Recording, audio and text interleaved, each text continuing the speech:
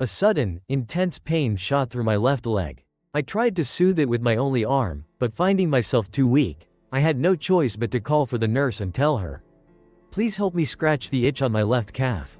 The nurse replied, "Your left calf? We've already amputated that." American soldier Jock Zalo had to have his lower leg amputated, yet he can still feel its presence. The sensation emanating from his already amputated leg seemed impossible, yet Zalo, who had also lost an arm and both legs in the Civil War, was different. This is one of thousands of cases of Chima phantom limb syndrome, Chima knife, documented by the 19th century Dutch neurologist Willem Meecher throughout his career. Today, according to some studies' estimates, up to 80% of patients who have undergone limb amputations worldwide experience this strange syndrome. Individuals who have lost hands, feet, or limbs continue to experience sensations such as numbness, heat, cold, and pain in the now missing parts of their bodies. Similarly, some patients suffer from severe paralysis even after undergoing thorough medical examinations, yet the results indicate they are completely normal with no physical damage. In a typical state of paralysis, the muscles and blood vessels in the affected areas of the body become immobile due to the inability to move. But the nerves corresponding to those paralyzed body parts still function completely normally. So how did this strange phenomenon occur?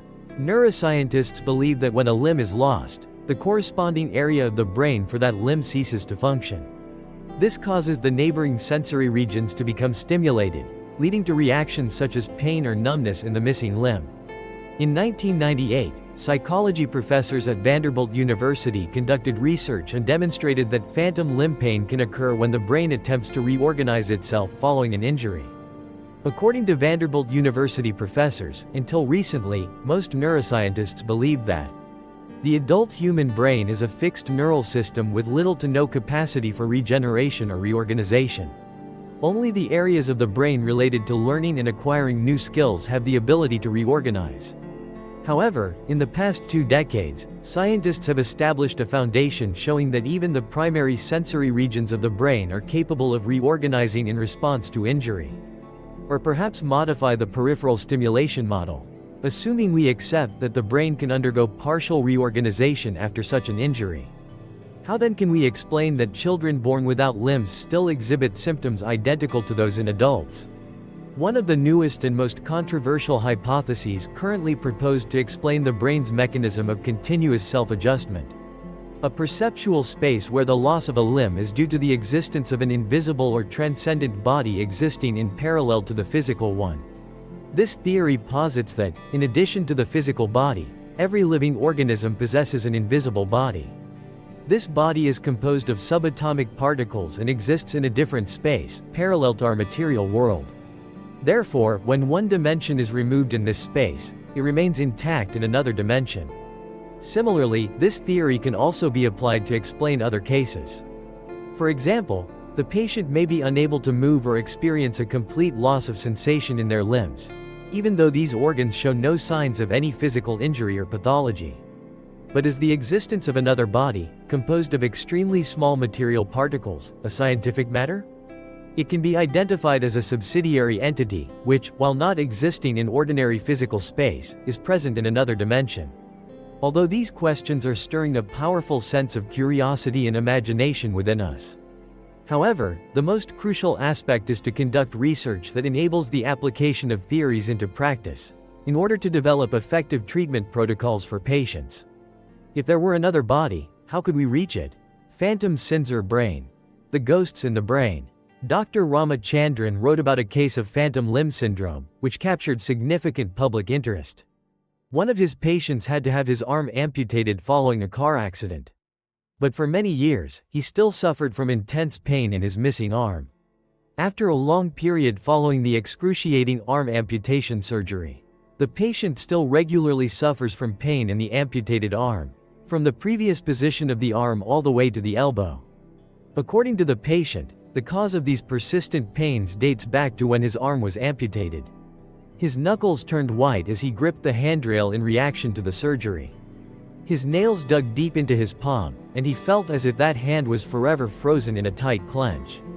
Seeking to alleviate the vague pain this patient is enduring, Dr. Ramachandran has developed a device that enables patients to connect with their prosthetic arms.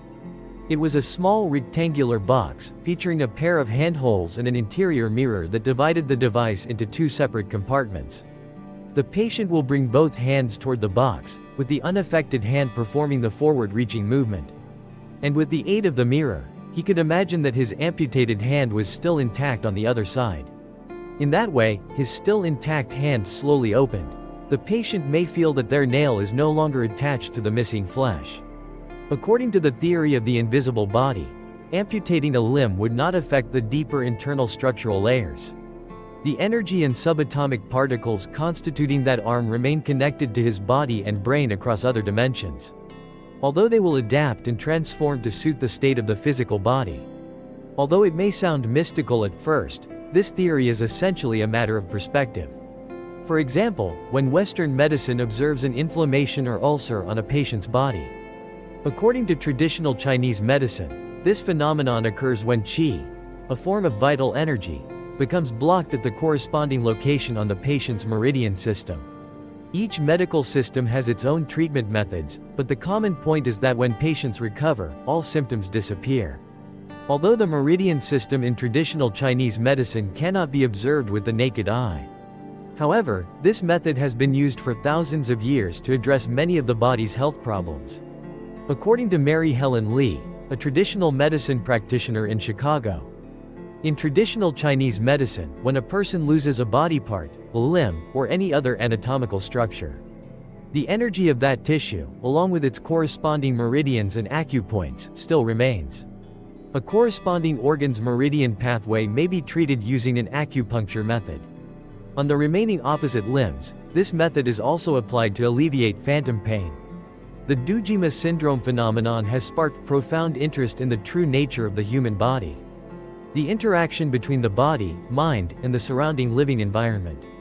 Is it that these patients merely suffered traumatic brain injuries from simple falls, or is there a deeper underlying pathological process that we have yet to grasp? Similarly, do the subatomic particles in our bodies die after the body's cells disintegrate? Or do they exist in another dimension that humanity has not yet been able to reach? Does any form of life exist after human death in this physical space? Does human consciousness continue to exist after the physical body dies? We have always wondered what happens after we die. Previously, skeptics would completely dismiss claims of near-death experiences. And the cause is often attributed to a combination of physiological and psychological factors. However, a recent study by scientists has shown that, does a person's consciousness still exist after the body has died and shows no signs of life? In other words, the person is aware that they have died. If they were lying in a hospital room, they could even hear the doctor pronounce their own death. The research team analyzed cases of patients who received emergency treatment in Europe and the United States. Survivors of cardiac arrest or heart attack. According to the director of the Center for Resuscitation and Emergency Care Research at NYU Langone Medical Center, Dr. Sampania said, "Scientifically speaking, that was the moment they entered the state of death. When the heart stops beating, blood can no longer flow to the brain, which means brain function will cease almost immediately. They still meticulously observe and record the work of the doctors and nurses.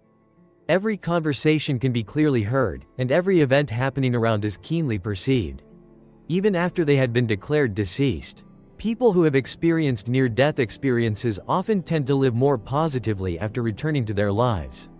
They became more altruistic, deeply committed to community service. They discovered a fresh meaning in life after having once been close to death." Subsequently, this information was verified by the medical staff